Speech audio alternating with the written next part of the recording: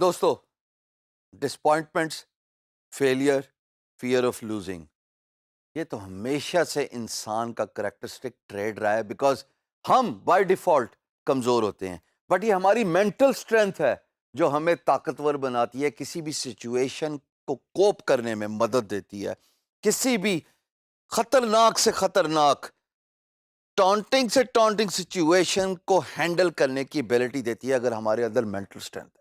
اسی لیے کہتے ہیں you are as big as you challenge yourself, اور جتنا آپ اپنے آپ کو مینٹل اسٹرانگ کرتے ہیں، جتنا آپ بریک کرتے ہیں چینز اراؤنڈ یور برین، بہت ضروری ہے غلامی کی زنجیریں توڑنا، بہت ضروری ہے مایوسی کی زنجیریں توڑنا، بہت ضروری ہے ہار کے ڈر کی زنجیر توڑنا۔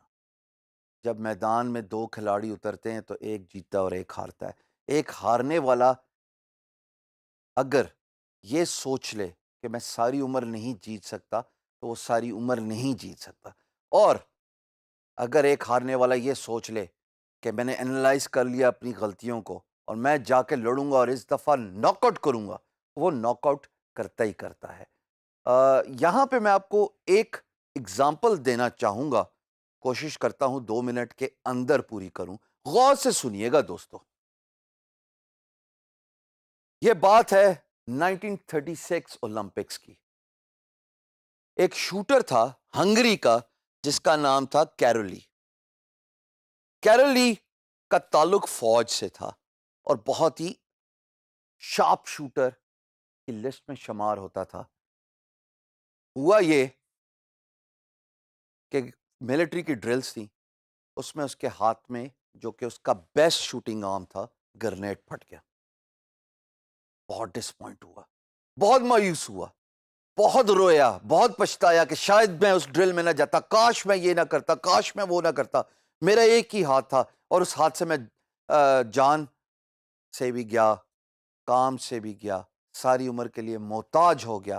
اب میں فوج سے بھی نکالا جاؤں گا، اب میں اپنا خواب یعنی کہ اولمپکس میں گولڈ میڈل جیتنا وہ بھی پورا نہیں کر پاؤں گا۔ اللہ کی کرنی ایسی ہوئی کہ جناب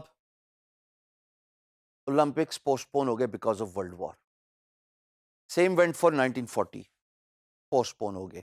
اس سارے پروسیس میں جب 1944 کی اولمپکس کا وقت آیا تو کیرولی ٹریننگ کیمپ میں آ پہنچا۔ لوگ بہت داد دینے لگے کہ بھائی یہ ایک زمانے کا بیسٹ شوٹر تھا اور یہ اپنا مورال ڈاؤن ہونے کے باوجود ہمارے بیچ آ پہنچا ہے ہمارا مورال بلند کرنے کے لیے۔ پتہ ہے کیرولی نے آگے سے کیا جواب دیا؟ میں تم لوگوں کا مورال بلند کرنے نہیں آیا، میں تم لوگوں کے ساتھ یہاں پہ کمپٹیشن میں حصہ لینے کے لیے آیا اور میں جیت کے جاؤں گا۔ لوگ بڑے حیران ہوئے، بھائی تیرا تو رائٹ ہینڈ ہی نہیں ہے جس سے تو بیسٹ شوٹنگ کرتا تھا، کہاں سے تو کمپٹیشن جیتو گے؟ اور بات ہو رہی ہے اولمپکس کی۔ کیرل نے ان کو بتایا کہ میں پچھلے 8 سال سے اپنے لیفٹ آرم جو کہ چلتا بھی نہیں تھا، جس سے اس کو لکھنا بھی نہیں آتا ہوگا، دیکھیے میں رائٹ ہینڈر ہوں، مجھے لیفٹ آرم سے لکھنا نہیں آتا، میں بالکل بھی نہیں لکھ سکتا۔ Same goes for left handers, ان کو رائٹ ہینڈ میں ان کی جان نہیں ہوتی، وہ کام نہیں کر سکتے، وہ لکھ نہیں سکتے، اس سے کچھ بھی نہیں کر سکتے۔ تو اس میں جب جان نہیں ہوتی تو اس کا مطلب اس کو ٹرین کرنا پڑتا ہے۔ پچھلے 8 سال سے کیرولی اپنے اس اونلی ہینڈ کو ٹرین کرتا رہا۔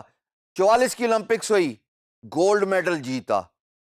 48 کی اولمپکس ہوئی 4 سال بعد، گولڈ میڈل جیتا۔ ایک ایسا آدمی جو اپنا بیسٹ شوٹنگ آرم کھو چکا تھا ایک گرنیڈ بلاسٹ میں۔ مایوسی، ڈسپوائنٹمنٹ اس کا ٹریڈ کا حصہ بن چکی تھی، اس کی پرسنالٹی کا پارٹ بن چکی تھی۔ لیکن جتنی جلدی آپ اپنی ڈسپوائنٹمنٹ، اپنے فیئر آف لوزنگ آؤٹ کو نکال دیتے ہو اپنی باڈی کے اندر سے، اپنے مائنڈ کے اندر سے، اتنی جلدی آپ دنیا کے حالات کو فیس کرتے ہو۔ کیرولی نے یہ سمجھ لیا کہ ٹھیک ہے، ہاتھ گیا تو گیا، دوسرا ہاتھ تو ہے نا، اس کو ٹرین کروں گا۔ لگا رہا اپنے آپ کو ٹرین کرنے کے لیے۔ شروع میں ایم بھی نہیں ہوتا تھا، فائر کرتا تھا، آسمان کی طرف جاتا تھا، لیکن ایک وقت ایسا آیا کہ he was on a dot, یعنی کہ جو جیسے آپ دیکھ رہے ہو یہ جو ہمارا مارک ہوتا ہے جس پہ شوٹنگ کرتے ہیں، اس کے سینٹر پہ ڈاٹ پہ کیلوری 80% ہٹ کر رہا تھا. ارے یہ کیسے ہوا؟ اس کو کہتے ہیں مینٹل اسٹرینتھنس. تھنک ان آرتھوڈاکس جو اس ٹاپک کا موضوع ہے جس پہ میں بات کرنا چاہتا ہوں.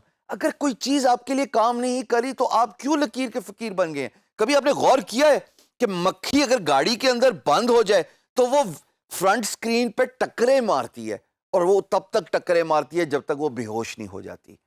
ڈونٹ بی دیٹ مکھی. اس مکھی کو فالو نہ کیجئے. اگر وہ مکھی بھی تھوڑی دیر کے لیے رائٹ اور لیفٹ دیکھے، اپنی سچویشن اینالائز کرے، تو اس کو زندگی فرار ہونے کا راستہ نظر آ جائے. کہ سائیڈ ونڈوز کبھی نہ کبھی تو کھلتی ہے نا. بٹ انسٹیڈ چونکہ عقل نہیں ہوتی اور ایک ہی طریقے پہ سوچی جا رہا ہے اور وہ کام نہیں کر رہا پھر بھی سوچی جا رہا ہے، مکھی امپیکٹ مارتی رہتی ہے فرنٹ سکرین پہ جب تک کہ وہ بے ہوش نہیں ہوتی یا پھر جان سے نہیں جاتی. حالات ہمیشہ سازگار نہیں ہوتے دوستو. ہمیں ان آرتھوڈاکس، ہمیں آؤٹ آف باکس رہ کے سوچنا پڑتا ہے. زندگی میں ہمیشہ وہی کامیاب رہا ہے جو سچویشن کے حساب سے پلان چینج کرتا ہے. اگر لکھے ہوئے اسکرپٹ کے حساب سے اپنا کورس آف ایکشن کرو گے، اپنا کام کرو گے، اپنا کھیل کھیلو گے، فری لینسنگ کرو گے، یقین جانو اسکرپٹ زیادہ دیر نہیں چلتا. سچویشن کے حساب سے سوچنا ہے. ان آرتھوڈاکس. اگر بیڈنگ کا جواب نہیں مل رہا، دیکھیے کیا غلطی کر رہے ہیں، ویڈیو ریکارڈ کر کے دیکھیے، تھوڑے سے پیسے لگا کے ڈائریکٹ پی ایم بی کھول کے دیکھیے، کسی اور فری لانس مارکیٹ پلیس پہ جا کے کام کیجیے. ڈفرینٹ طریقے جو میں آپ کو بتا کے آیا ہوں ان کو آزمائیے، بٹ شرط یہ ہے آزمائیے.